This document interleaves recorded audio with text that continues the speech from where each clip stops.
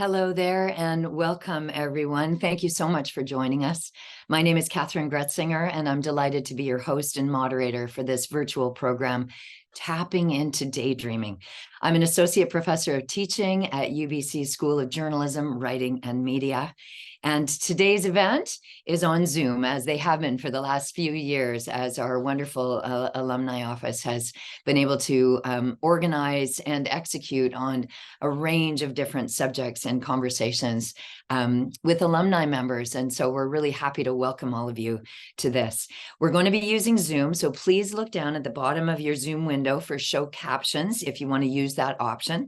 You can turn it on or off according to your preference. If at any point during our webinar you experience any audio or video issues, you can reach out to us via chat and let a staff member help you. We'll be here to reach back out to you. I want to begin by acknowledging the land upon which we live and work, some of us, and certainly learn.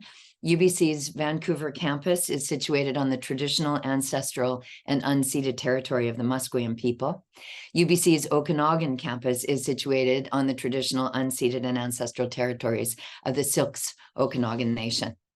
I want to recognize the fact that people are probably joining us from all over the province known as British Columbia and all over Canada, perhaps, maybe even internationally.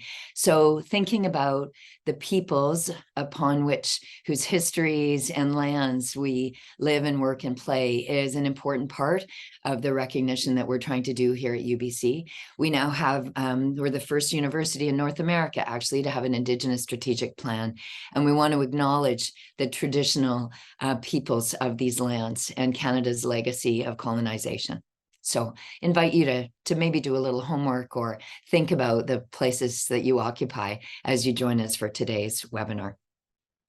The UBC Respectful Environment Statement provides us with guiding principles to support us in trying to build a setting with respect, civility, diversity, opportunity, and inclusion. All of these things are sort of core values for us working here at UBC. And on behalf of Alumni UBC, I want to extend a warm welcome and thank you in advance for helping to create a warm and respectful, inclusive environment for our guests, for our alumni members, and certainly for our speakers and anyone participating. This is not Twitter. This is not X. This is an environment of real welcoming and support, and we want to be super respectful of that. This program itself is made possible by a whole bunch of sponsors. You can see some of them here on your screen. Manulife, Odlum Brown, Presenting Partners Forward, which is the campaign for UBC, the CBC, the Globe and Mail, and we thank all of these sponsors for their support.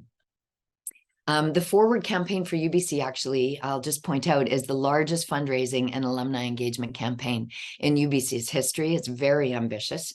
They're trying to push forward to really create a positive future for people who live, work, and play in these spaces. With the support of alumni and donors and friends, and all of you joining us today, UBC is working to enhance healthy lives and a healthy planet and healthy societies, and also trying to deal with some of the affordability needs that our students are experiencing right now. And today's topic, in so many ways, represents a healthier approach to living, working, and playing. It's sort of thinking about all these binaries and barriers that we build around ourselves and freeing up our minds a little bit and freeing up our spaces and our places and our relationships. So really, really an honor for me to be here with all of you today. For all things related to UBC alum, you can, like everything else, there's an app for that. You can find the UBC alumni app just here on your screen. You can see it, alumni.ubc.ca/app. There you can get access to what the Alumni Association has been up to, and it's a really easy way for you to stay connected. One of the articles that you have access there is the one upon which we really are building today's seminar. So I'm really excited to do this with my colleague, Kalina. One of the articles is about, and you might have already read it, it's called The Case for Daydreaming, and it's available to you in the University of British Columbia's magazine. And it really spotlights a story about healthy brains, and it features Kalina Christoff. And I'm really thrilled to dig deeper into this. We had an opportunity to work together a couple of weeks ago and just chat about today's webinar, and you are in for such a treat. We're going to start off the conversation with Kalina. I'll ask her a few questions, and then I'm going to address some of the questions that you in the audience have. To facilitate this, we're going to do what we usually do. We're going to use Slido, slido.com. So as you see up on your screen, for those of you who are able, the event code, perfect for today, it's Daydream. So slido.com, you can go there and tap in, and we really invite you to submit your own questions, to respond maybe to another question that you saw and sort of vote it up. So the more times people say, yes, I like this question, the higher up it goes in our ranking, and so on. And we're going to really try to include as many of your voices in today's conversation as possible. I'd like to go ahead now and introduce Dr. Christoff, who she'll forgive me, I'm going to call her Kalina throughout our time together, but she really deserves that honorific. Her work as a psychology professor here at UBC focuses on the understanding of human thought. She's using a combination of functional neuroimaging, behavioral testing, and theoretical work. And her research interests span the full spectrum of thought processes, from spontaneous to creative thinking to goal-directed thought. She thinks a lot about the way that we think and accumulate knowledge, and it's just an honor to be able to work with her today to bring some of you into that. Just one more quick reminder before we begin our conversation, slido.com, and tap in with that word daydream, and you'll be able to participate with your own questions. So here we go. Constant connectivity and endless schedules often fill our lives these days. We almost exclusively digest all that we can through our devices. And while we may be using them to meet our needs, like we do when we tap into an app for UBC alum, we are also doing that at a cost to ourselves and our ability to think. Dr. Christoff is going to illuminate for us today some of the value of taking time to think, allowing our minds to wander, and allowing our attention to turn inward. And we understand, the two of us were having a giggle about this the other day, how we're using screens to connect, to have this conversation with you about disconnecting from screens. So notwithstanding that, it's a real pleasure to be together today and have this conversation. Hi, Kalina. Thank you so much for saying yes to us. Hi, Kathryn. Thank you so much for having me here. It's a real pleasure to be here as well. And thank you to all of you who have signed in and are watching this. It's a wonderful group. We have a lot of people joining for today's webinar. And I mentioned that we're going to start right away with this feature article that the Alumni magazine did, where you make a very strong case about the benefits and almost the needs for all of us to spend a little bit of time daydreaming, letting our thoughts wander. Why is it so important for us to do that? Yes, daydreaming is something that a lot of people relate to very easily. And the thing that I'm really interested in is what I call spontaneous thought. And that relates very intricately to daydreaming. So why is it so important to do that? In a very short answer, in a nutshell, it's really important because without that, without spontaneous thought and daydreaming, we wouldn't know who we are. We wouldn't know how to connect all of our experiences into some understanding of where we're headed to and where we are in life right now. And the reason why it's important to do is because of purely selfish reasons, selfish in many ways, including the fact that it is about the self. It's about constructing a self and an understanding of who we are. So that's the very short answer to that question. It's hard to do in these times when we're so distracted and there's so much information coming at us in so many different ways, largely to do with the attachment that we have to our devices. So how do you make the case to allow people to sort of put down these devices that are trying to pull things in and allow ourselves to be internal and think about things that we might be wondering about? Yes, very good question. I have my own device right in front of me here. And how do we make that case? In some sense, we can't make the case for anyone. We have our own relationship to things like devices in our life. But the thing that we also have is a relationship to our own minds. And this is something that we underplay, underthink about, and underappreciate. We all have a relationship to what's going on in our minds. And what's more importantly, we actually have a relationship to what's happening in our mind that we're not aware of. So processes that are happening subconsciously, our relationship to them could be that of dismissal, blocking them away, and telling myself they're not important. That's one relationship. Another relationship could be more that of an artist, where we're inviting these subconscious processes in order to feed into our being. And so that's the relationship that I find, instead of making a case to dissociate from our phones and devices, I'm trying to make the case for associating more with ourselves, especially that part of ourselves that's often ignored and often invisible to our own conscious mind, but goes on at the back of our mind, metaphorically speaking, but actually in the center of the brain, neuroscientifically speaking, is what's happening. So you're arguing that if we are constantly filling up that time, then we're actually preventing the possible from emerging from within our brains, our minds. Yes. So in general, the way I think of consciousness and of our stream of thoughts is that you can picture it as a stream of at least 3 different rivers flowing into what we experience as a stream of consciousness. And these 3 different rivers, one of them is what we experience as daydreaming, but there's 2 other rivers that are feeding into that stream of consciousness. One of them is the external environment, what is around us and what we perceive through our vision and through our hearing.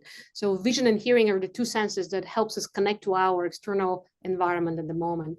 So our devices are a way of channeling that external environment. And even though they could be about social things, they could be about our past, nonetheless, my external senses of vision and hearing are often very much inundated through that. And so the devices are a way of reinforcing that one river that then feeds and floods into our conscious stream and displaces all the other 2 rivers that could be providing food, for providing motion and providing substance for our consciousness. The other 2 rivers are the daydreaming, the imagination stream, which I'll talk more about. But that third one that we actually don't think about as much is something that I call the interoceptive stream. So this is the stream of sensations that are coming from within our own body. Sometimes people talk about gut feelings. Sometimes they talk about heart palpitation, all these things that we feel that are happening inside of our bodies. That's another very important part of our existence and about who we are and understanding our needs that we often ignore as suppressed when we become overwhelmed by some of the other streams. So going back to devices, is just one of the things that we can do to inform our or to feed into our conscious experience. And by channeling that too much, we can displace all the other things that are important for us to become consciously aware of. Are you suggesting that people sort of need to create space for all 3 of those rivers so that one doesn't overwhelm the other? And if so, what process do you invite people to participate in to sort of move in that way? There's mindfulness techniques and different things people do, but should they be doing this simultaneously? Yeah, so that's a really good question. One of the beautiful things about spontaneous thought is that it naturally combines all these 3 streams into one. And what happens is, by virtue of our cultural incentives and cultural norms and just the moment of time that we live in, we tend to be continuously incentivized to arrive at a point of imbalance between these 3 streams. And that point of imbalance is flooding of the external stream, external stimulations through our vision and hearing, and a kind of a withering away or diminishing of the other streams, which have to do with sensations from the body. So something like mindfulness oftentimes trains us to pay attention to our breath, the breath is a sensation of the body that we've spent a lifetime ignoring. It's always been there. And yet we've spent a lifetime ignoring. When people first start practicing meditation, they oftentimes relearn how to pay attention to their own body by stubbornly focusing on their own breath while their mind moves to something else. And so a lot of meditation techniques are actually focusing and helping us give more life to that second or a middle stream of what happens in the body and how that informs our current experience. The third stream that I've been working on a lot to do with daydreaming and imagination is something that often occurs when neither the external stream nor that interoceptive internal stream are very strong. So moments for imagination and daydreaming are moments when we are not overwhelmed by external sensation or by internal sensation. If I have some pressing physiological need, it will be very hard for me to daydreaming. I'm just going to try to meet that need. And so what happens, going back to this balance, is that we're faced with a rather unnatural environment and cultural norms that are pushing us away from combining these three streams naturally, which is what our minds naturally do. So this distraction that we speak of when we're talking about phones and screens and so on is actually impairing our ability to have those three streams working in harmony inside of us. It can do that. Enough it does. One thing I'll say is that I don't blame devices for all of our problems currently. No. Devices to me are just a tool. They happen to be a very powerful tool, but we've had tools throughout most of our human history. And for the most part, tools in general that help us achieve things. So the device of smartphone now helps us achieve things. Email helps us achieve things. Tools that help us achieve things, achievement in general, can be very powerful and self-reinforcing, but also it can create that imbalance because by virtue of the fact that we reward ourselves for having achieved something, we're also neglecting these other streams that are such an integral part of our conscious experience and of our brain health. We ignore those because we're so focused on the achievement that our devices allow. So even if I give up my phone today, I'll still have my computer and the extent to which, or even if I give up my computer, which I'm not sure is possible anymore, there will still be ways in which the pressures of every day are to go through our to-do lists. Yes. Check all these things off. And so every item on the to-do list that needs to be done is a way of displacing our kind of mental existence into that one stream of instrumental achievement of something that I use my vision and hearing to produce. Whereas when I pay attention to my own physical state of my body, or when I imagine something that happened to me in the past and how it relates to what might happen to me in the future, none of those two things achieve anything immediate. And that is why currently we tend to discourage people from engaging that in those two other streams.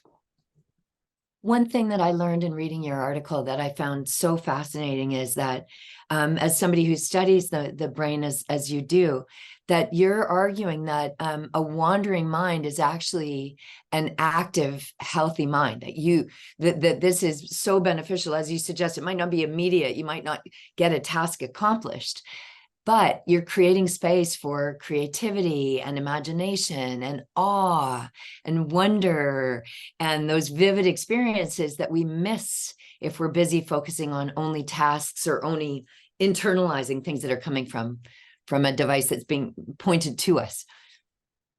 For sure. And one thing, for quite a while, people have been saying daydreaming, imagination, they're nice things. They're give you more creativity. You should do more of them. And we've certainly heard a lot of this message. I've heard it myself. But one thing that we're starting to discover now from scientific background is that this kind of imagination, this kind of mental time travel that we often do spontaneously, this kind of going off task that we often do, and then we berate ourselves for doing that, is actually a feature of the healthy mind. So people who have dementia start mind wandering less. They start having fewer task-unrelated thoughts. They start having more thoughts about the here and now. So they become more bound to their current environment. And so this flight of the mind, this ability to transcend time and or reality, to imagine something different than what's in front of us right now, is a really strong feature of the active, healthy mind. And it's one of the first things to go away with damage to the brain or with neurological disorders. Are you looking with your research at the consequence of people not paying attention to these other streams and not having that free thinking time? Yeah, good question. We are not specifically looking into that because it's hard to deprive people of actually not paying attention. So no matter what, when you ask people, are you paying attention to a task or not, no matter how much they try or how much even meditation they've experienced, they've had, about 30 to 50% of the time, people think about something other than what they're currently doing. They think about a time that isn't here and now. It could be in the past, it could be in the future. So in some sense, it's actually really hard to deprive ourselves of that wandering quality of the mind.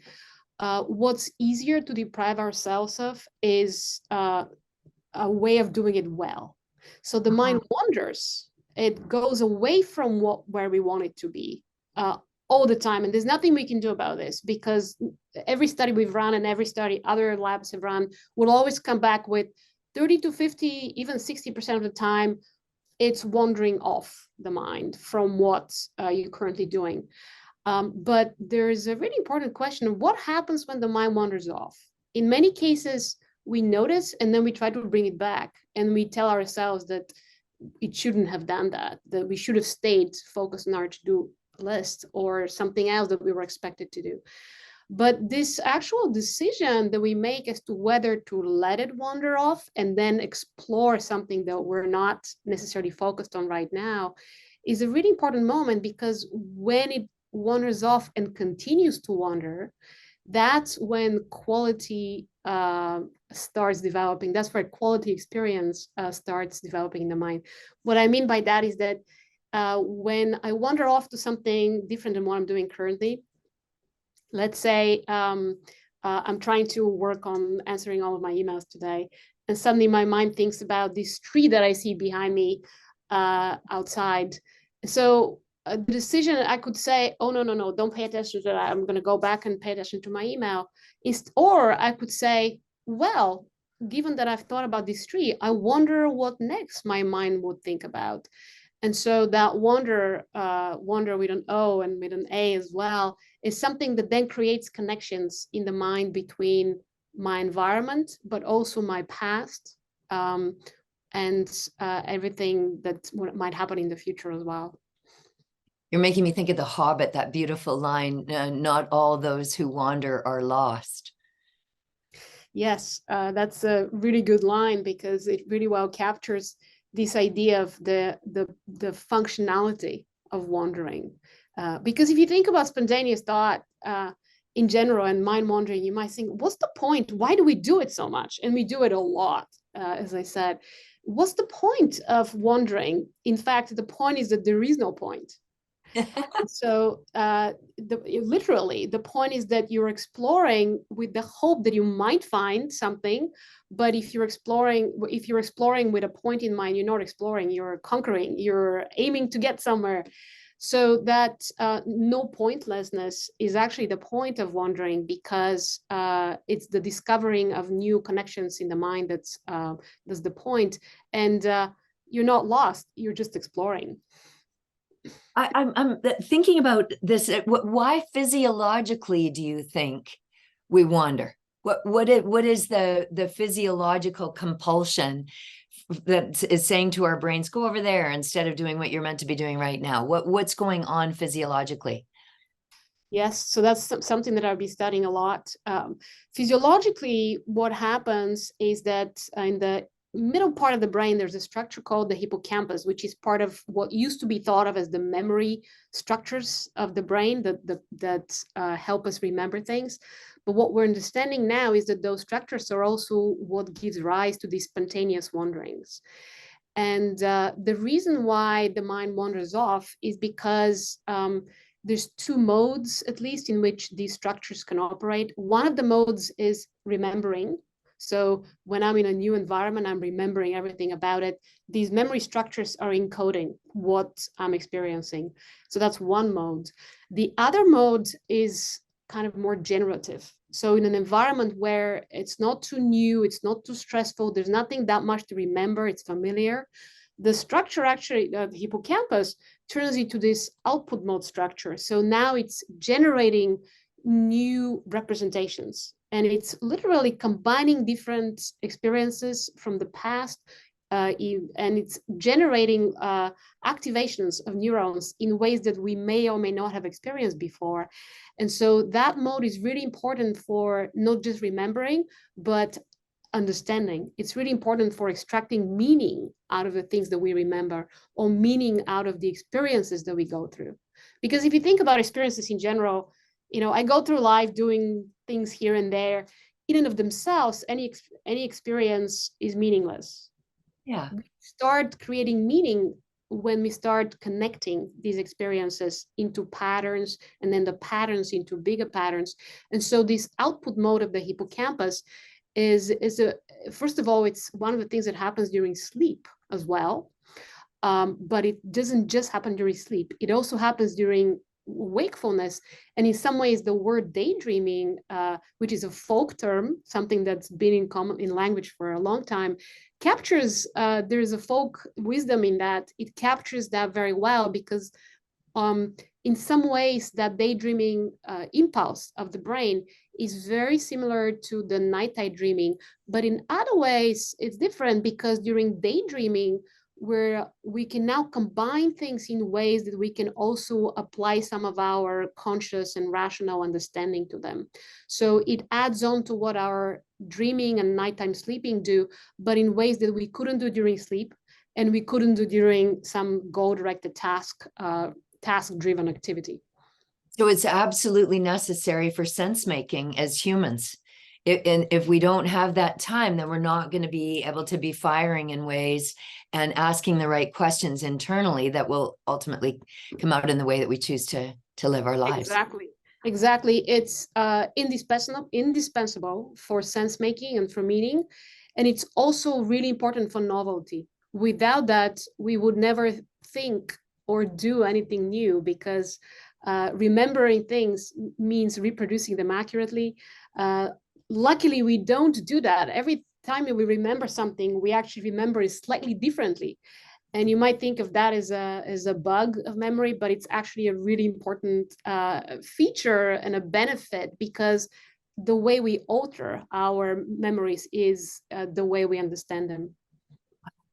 So when you think about, there's been so much written about technologies and devices and so on. The MacArthur Fellow, Safia Noble, writes about the fact that we're forgetting how to remember. We're so busy sort of depending on Google to feed us back answers to the things that we historically would have just remembered how to do.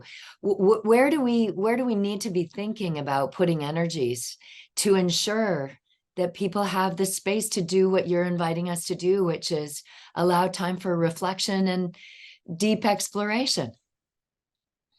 That's such a deep challenge for everyone, a hard challenge and a hard question. And my answer to that is that no one can tell you or anyone how to do it, because finding time for reflection and for making meaning out of lives is so individual.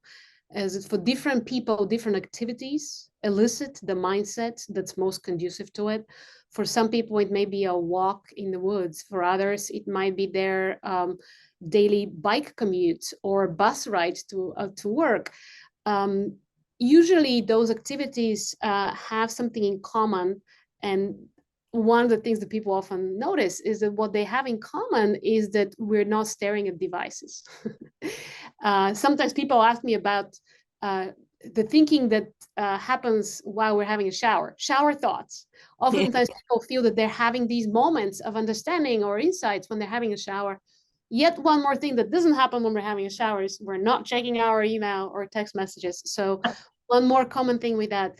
And so again, devices are not an absolute evil, but they are a way in which we move away from ourselves.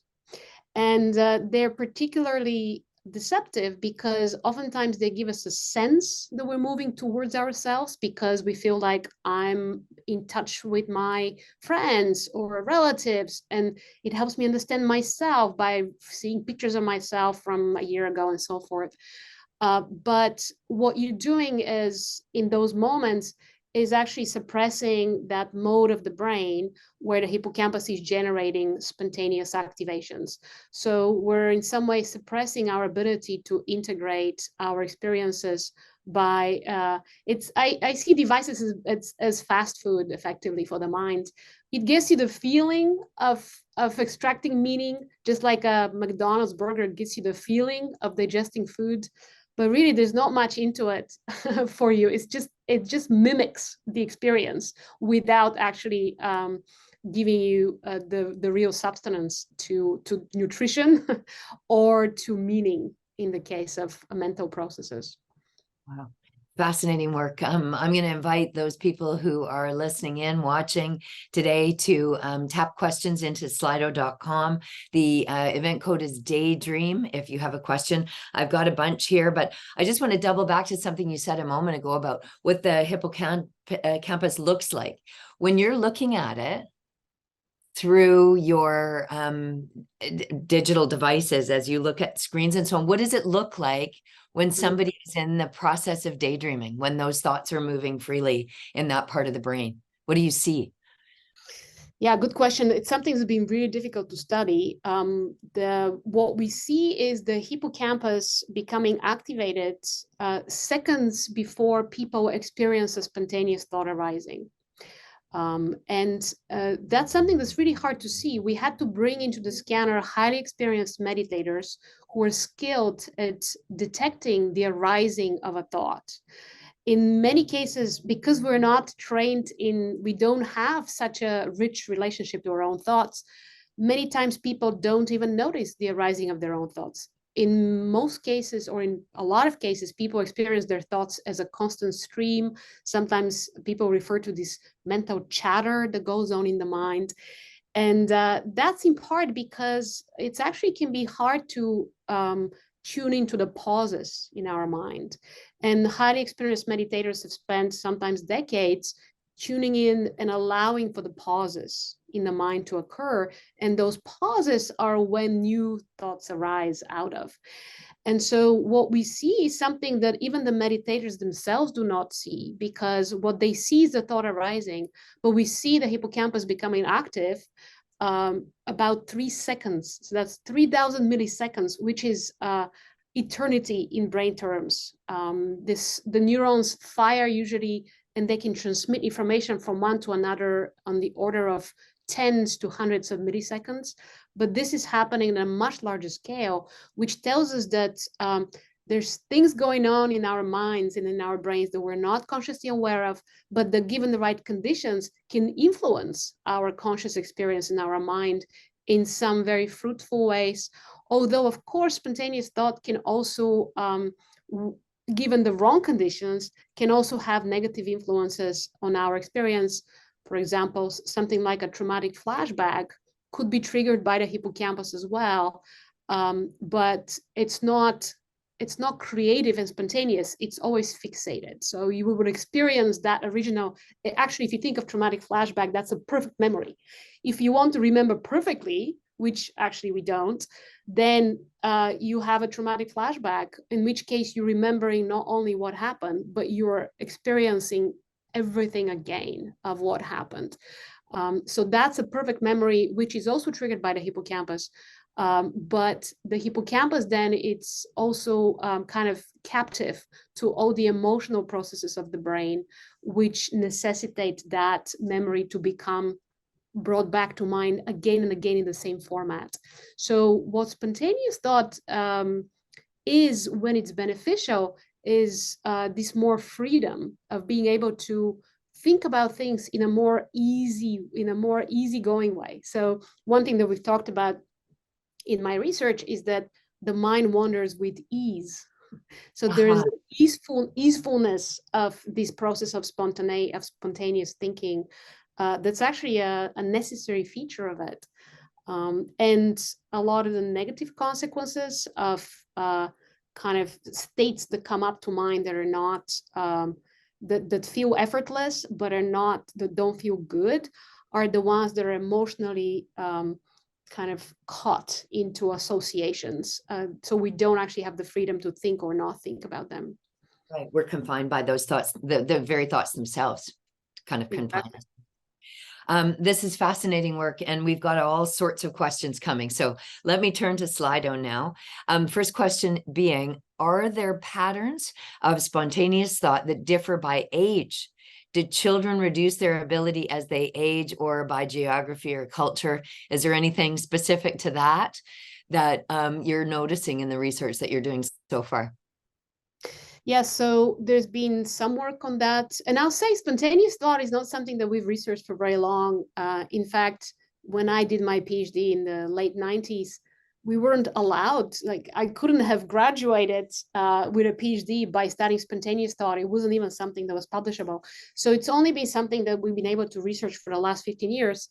And that is partly because science is subject to the same social pressures that we all are outside of science. So within science is the executive functions that trump, just like in everyday life. We're not encouraged to do spontaneous thought, just like we weren't encouraged to study spontaneous thought in science. And that's still true to some extent, but it's beginning to change. And it's one of the things that I've been passionate about changing in my field of studies and making it a legitimate field of study. So the little work that's been done on that, on different age differences in patterns of spontaneous thought and different cultural differences, show that there are patterns. One thing that is very consistent is that people tend to mind wander and think about something that scientists call very dryly current concerns, the things that are of concern to them currently.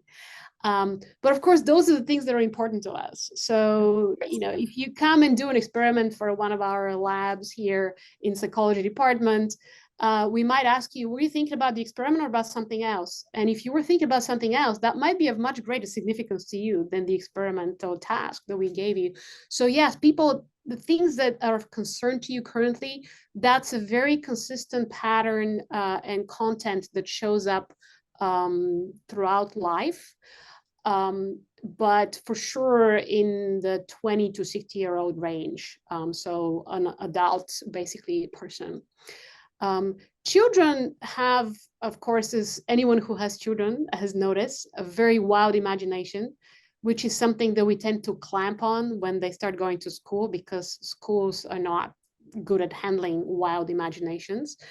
And what happens is there's a pattern of development of this imagination. So the hippocampus itself has to develop. So kids usually become really talkative and start imagining and telling their imaginations sometime around age 3, 2.5, 3, which is also the time when they start developing memory that they'll carry for the rest of their life. And so that's partly because the hippocampus is maturing fully around age 3. And so then there's this big boost of imaginations. And of course, for children, their current concerns are not as fixated as for us as grown-ups. So for their imaginations are much more variable and much more diverse. Wow. Amazing. There's of course also cultural differences as well, which are understudied, but definitely there. That'll be something for as your research progresses, I'm sure, that a different area. What's the best piece of advice you've received or learned through your research that helps you personally create room for introspection? Yes, that's the billion-dollar question, is how do we all change our lives? And I'll be honest and say that I'm still struggling every day. I think, do I live according to the things that I've learned from my research and that I continue to learn every day from what we do? And I'll admit that part of me is failing. But the most important thing that I've learned is that without making room, time, and the ability in my life to have these moments to myself, I'll say the most important thing I've learned is selfishness. Selfishness in the sense of create routines or struggle to go back to routines in the day, like build parts of my day that allow me to have time to myself. And so I have 2 kids myself, and I have a lot of items on my to-do list. And if I don't, in almost militant way, fight for the time to myself, I don't get it. And this is the most important thing that I've learned, is that if I don't, I compare it to the instructions on airplanes to put the gas mask on yourself first. If I don't get time to myself, I have very little to give to my children. And of course, this is the kind of parenting advice that we hear a lot, but it really applies to thinking as well. Because oftentimes when moms hear that, they think, oh, I should go and have a pedicure or a bubble bath or meditation session. But those are physical things that we can do for ourselves. And the thing that I've learned is that there are very important mental things that we need to do for ourselves as well. And they're just as important for my well-being as for anyone else. So what I do for myself is I just try to carve out half an hour when I just have a chance to let my mind spontaneously wander and reflect. And that half an hour could be on some kind of a commute, or it could be on a walk, or it could be just lying on my bed and closing the door and telling the kids that I need a nap. Do you close your eyes? Do you do another activity, or do you just sort of what's your method? Yeah, so generally I don't close my eyes, because what really helps is actually having some nature. Being around nature is great, but having a window through which I can see a tree really helps. And there's good reasons why that could help, because the visual experience could be actually enhancing of these spontaneous mind wanderings. And so something like a tree is very different compared to something like straight lines that we often see. And also a tree or nature can be very non-demanding. So it allows for our ability to tune in and out of it. And so what I do is I allow basically for my mind to be free, which is effectively what I have to struggle for, to have that time free of the demands to my attention. And so the demands to attention can also, what I would avoid is even something like watching a Netflix film, which a lot of times people find relaxing. It is relaxing, but it also, all of these films, all of this programming is created to demand our attention.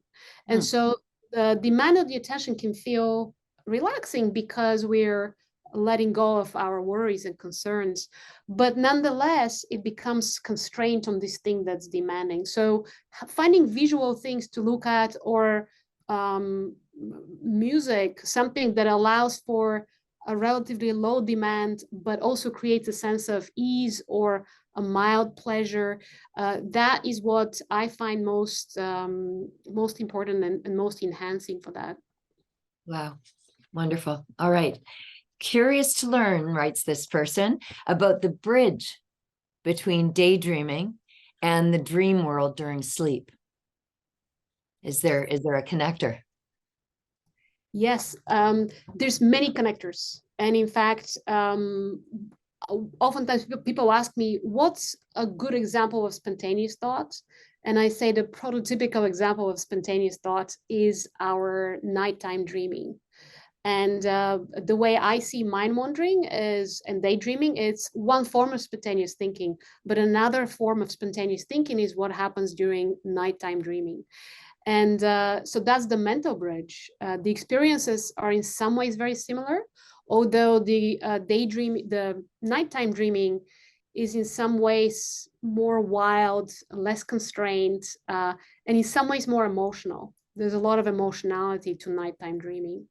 physiologically in the brain, the mechanisms that give rise to these nighttime dreamings are very much related to the same mechanisms in the subcortical structures, the inside of the brain, that also give rise to our nighttime dreams. So in both cases, this is ways in which the inside structures of the brain, the subcortical structures that are very evolutionarily ancient, and there seem like a jumble of neurons, they're the ones that are activating in those moments and influencing our cortex, which is much more hierarchically organized and enhances our thinking. So in both cases, it's a way in which we receive those dreams, right? So poets often think about and talk about this sense of receiving. And I think that's really common, one of the really interesting bridges between dreaming and mind wandering or daydreaming. I think I was sharing with you the other day that wonderful quote from Philip Pullman, the British writer, and he said people always ask him where his ideas come from, and his response is he has no idea where they come from, but they come to his desk, and if he's not there to receive them, then they go away. So I'm really thinking deeply about your point about not only taking the time, but also freeing the mind so that you're available to receive whatever thought or wanderings or exploration is happening in your mind. Yes, so this is something, and I love this quote. It really captures exactly what I'm interested in and what I study and what's helpful to people, because one of the things that I tend to advocate is we often outsource imagination to the poets and to the experts in imagination. And in doing so, we're shortchanging our own lives, because the imagination is for everybody.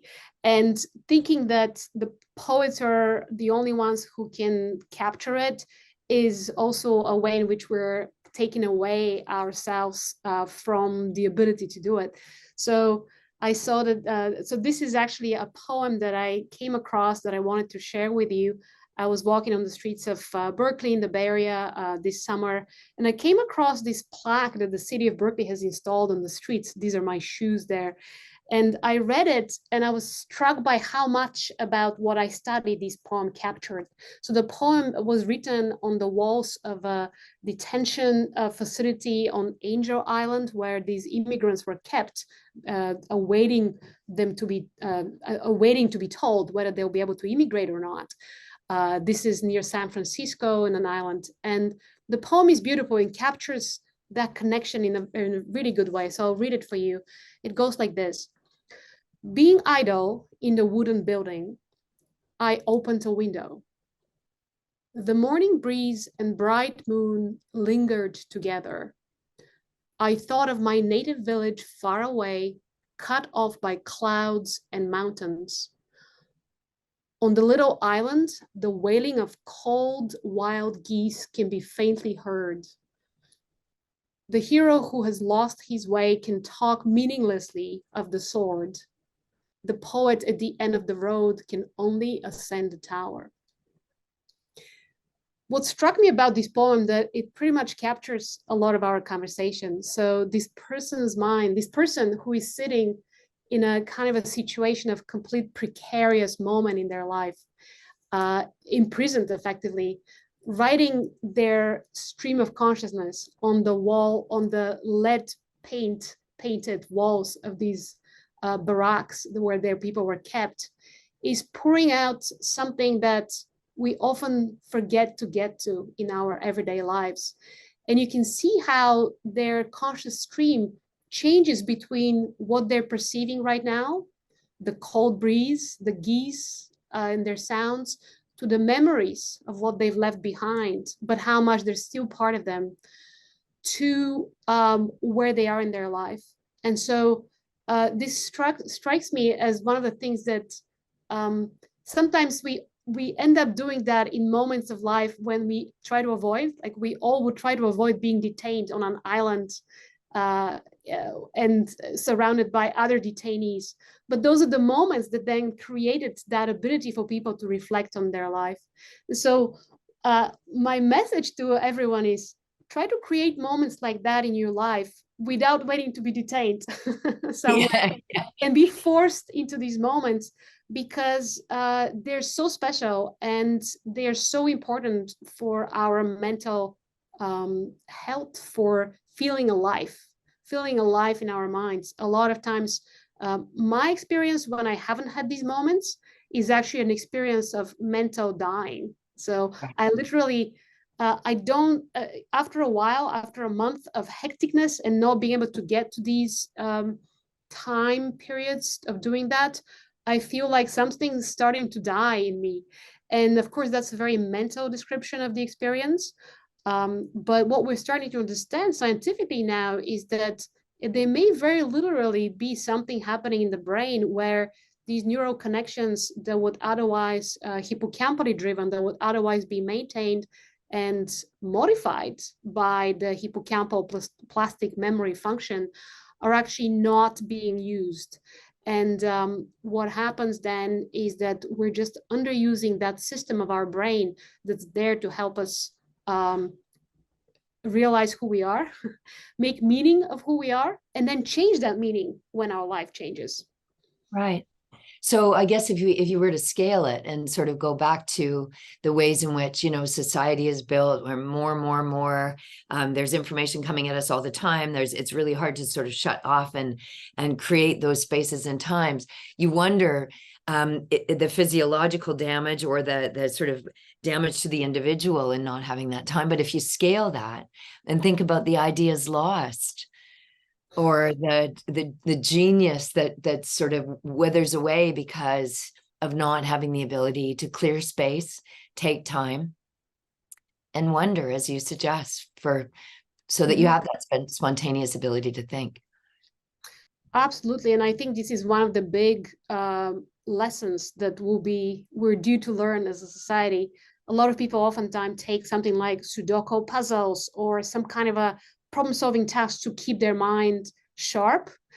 But equally so, or even more so, what keeps our minds healthy is this more free connection of experiences that the mind would do by itself, and it actually doesn't feel effortful to do. So the counterintuitive thing is that we're trained from kindergarten on to equate effort with value, right? And that is not true when it comes to the mind, because these spontaneous imaginings actually in many cases feel effortless. And when we allow them to happen freely and productively in this free way, productive in the sense of producing meaning, then they're also really healthy and important and crucial for us as well. There's a bunch of questions sort of around specific things, attention deficit disorder, avoiding Alzheimer's or dementia related. So I don't want to take you down those tracks because I know it's early days, but have you got future research plans, things that you want to look specifically at as you proceed with the research you're doing? Yes, so the issue of clinical relevance to everything we do is a big issue and a very important issue. So the most important thing that we've tried to do is actually really change people's minds, including scientists' minds, about the relationship between spontaneity and health. When I first started doing this work, the dogma and the kind of unquestioned wisdom was that spontaneous thought is thought that can go awry. It can turn into rumination, obsessive thought. ADHD is all about mind wandering in a way that is undesirable. So let's try to get out of that. And so what I've tried to do is actually point out the fact that a lot of the clinical changes that people struggle with often a lot are not too much spontaneity, but there are a loss of spontaneity. So something like rumination is a loss of spontaneity because we keep coming back to the same thing. We ruminate, we obsess, we think about negative aspects of or worry, anxiety and rumination are oftentimes co-occurring. And so that is actually a loss of spontaneity because there's a loss of freedom. yes, rumination and anxiety are effortless. They occur without effort, but they're also not free.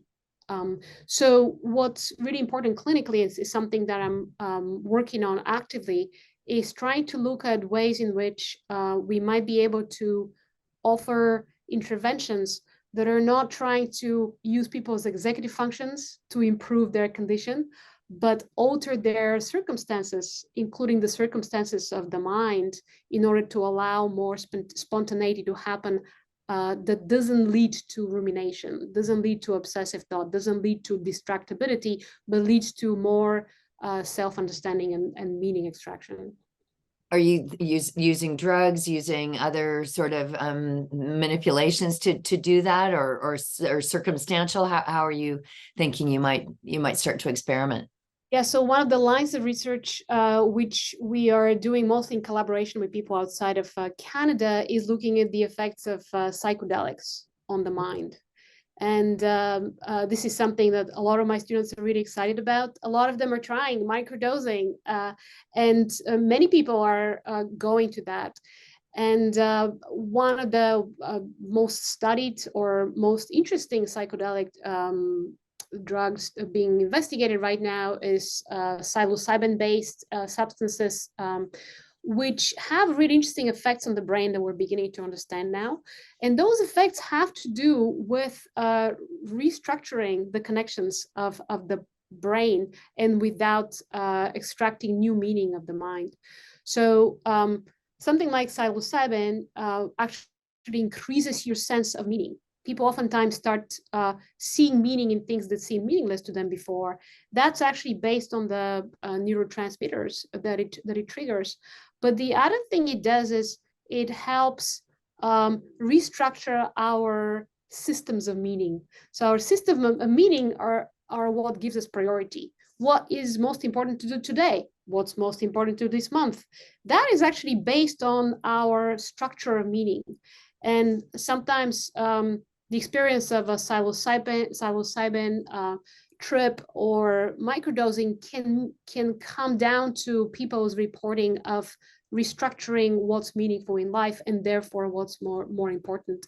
So what a lot of these interventions actually do, and they're very hard to study right now in Canada, but we can study them through collaborations, is actually achieving, in some ways, actually, they give a sense of, they remind us all of what it is like to imagine, what it is like to spontaneously think.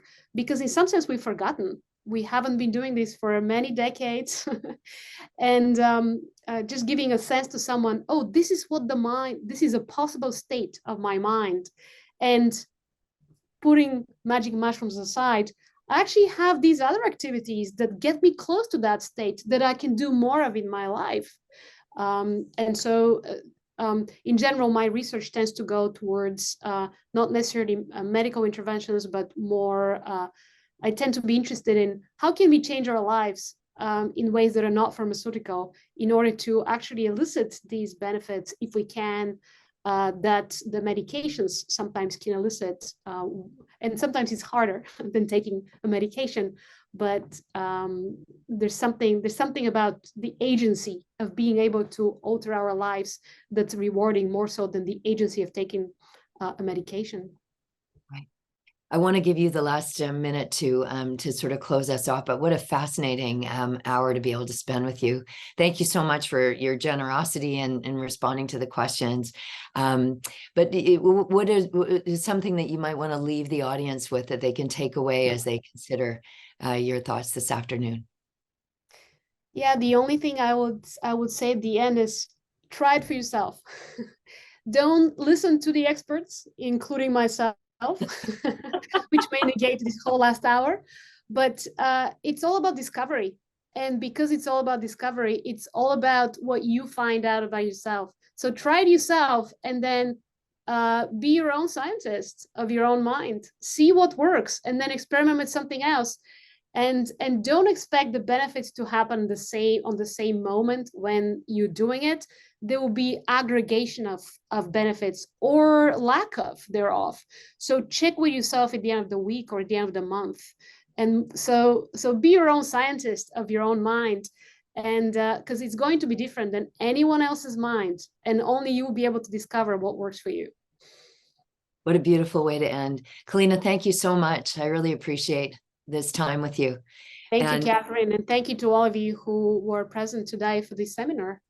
I hope you've been able to see all these little emoji hands and hearts and congratulations symbols that are moving through the screen. You're getting a lot of love from the people who have been watching. So thank you ever so much.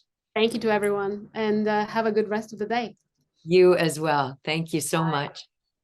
To all of our audience members as well, thank you so much for today's conversation. If you want to revisit this conversation or show your UBC pride, you can share it with family and friends. You'll be receiving an email when it's up and ready, and it's shareable for you. But we do love these conversations to be passed along, and for you to be able to share them in and around your circles.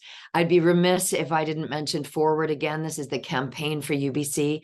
It benefits research, teaching, and learning across both campuses.